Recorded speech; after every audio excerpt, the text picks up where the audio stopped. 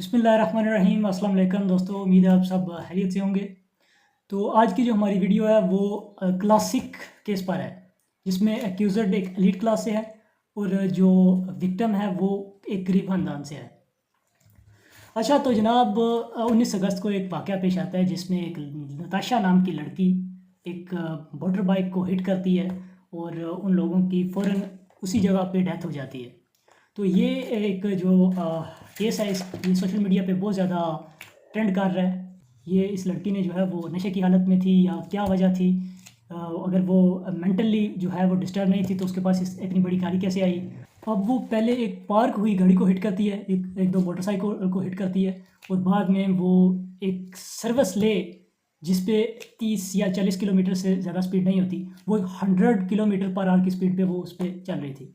यहाँ तो वो नशे की हालत में थी। अभी ये बात प्रूव तो नहीं हुई, अगर ये बात प्रूव हो जाती है तो DUI ड्राइविंग अंडर इन्फ्लुएंस के चार्जेस भी लगेंगे। अच्छा जी, तो ये जब सारा वाक़या पेश आ जाता है, हादसा हो जाता है, तो उधर एक रेंजर्स की जो गाड़ी है वो आती है, लड़की को प्रोटेक्ट करती है और अपनी कस्टडी में ले जाती है।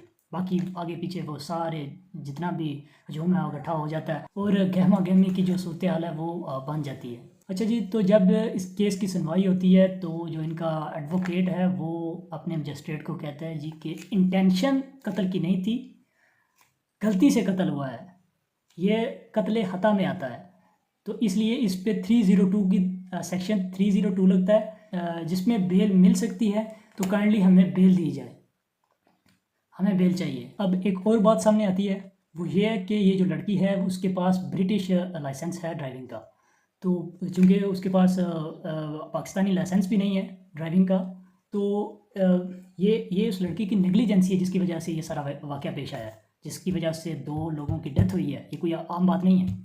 तो जो दफ़ा है जो 302 की वो कह रहा था, उसे 322 दफ़ा 322 सेक्शन 322 की जो दफ़ा है वो लगी और उसके मुताबिक वो जो केस है, वो जो दफ़ा है उसके मुताबिक वो बेलेबल नहीं है, उसके मुताबिक बेल नहीं हो सकती। तो 14 दिन के लिए इस लड़की को जुडिशल रिमांड में रखा गया। अभी देखते हैं ये इसका केस का क्या करते क्या है। अभी सोशल मीडिया पे बहुत ज़्यादा ट्रेंड बना हुआ है कि ये जो एलीट क्लास के लोग हैं वो रोंदते चले जा रहे हैं एक मिडिल क्लास या एक आम लोगों को। नताशा दानिश जो कि एक एलीट क्लास तबके से ताल्लुक़ रखती है, तो वो 4-5 लोगों को रोंदती चली गई, जिनमें 2 लोगों इमरान आरिफ और आमना आरिफ जो कि मौके पे जाँ बाक हो जाते हैं। तो ये केस पेश किया गया अदालत में।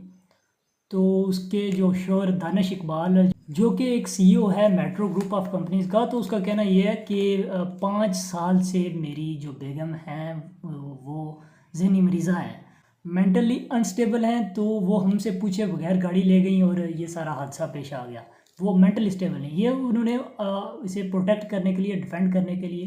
तो मैं उन्हें कहता हूँ कि बेवकूफ़ आदमी, अगर आप अगर वो ज़हनी मरीज़ा है आपकी बेगम, अगर आपकी बेगम ज़हनी मरीज़ा है या मेंटली अनस्टेबल है, तो 9 कंपनीज़ आपने उसके नाम की हुई हैं। अभी 9 कंपनीज़ की वो हेड है, जिनमें 2 की वो CEO है, जिनमें चीफ एग्जीक्यूटिव ऑफिसर है 2 कंपनीज़ की। वो कैसे लीड कर रही है अगर वो मेंटली डिस्टर्ब है। और फिर तीसरी बात ये है कि उधर ब्रिटिश में उसे लाइसेंस भी इशू है गाड़ी का, ठीक है। यहाँ तो वो आपकी तरह बेवकूफ़ हैं जिन्होंने इसे लाइसेंस इशू कर दिया। वो पागलों को लाइसेंस इशू करते हैं जो किसी जगह पे भी वो जान ले सकते हैं। एक तो बात है, जिस तरह वो ये गाड़ी चला रही थी, लग तो रहा है कि वो नशे में थी, तो उन्होंने ये हादसा किया। बहरहाल जनाब, ये बहुत बड़ी ट्रेजेडी है जो 19 अगस्त को पेश आई है, जिसमें एक नशा आवर लड़की ने एक हंसते बसते घर को जो है वो बर्बाद किया है। तो अभी एक जो पिक्चर है वो काफ़ी ट्रेंड कर रही है, जिसमें नताशा ने 2 फिंगर्स ऐसे की हुई हैं और उसके बैकग्राउंड में आर्मी ऑफ लाइव्स की वो एक पिक्चर बनी हुई है। ऐसे सीरियस केस में किसी ने ये बेहुदा मजाक किया कि वो एक पिक्चर बना के काफ़ी जो है वो वायरल कर दिया है कि वो जो है कि वो आज़ाद हो गई है, वो उसे कोई जस्टिस नहीं हुआ।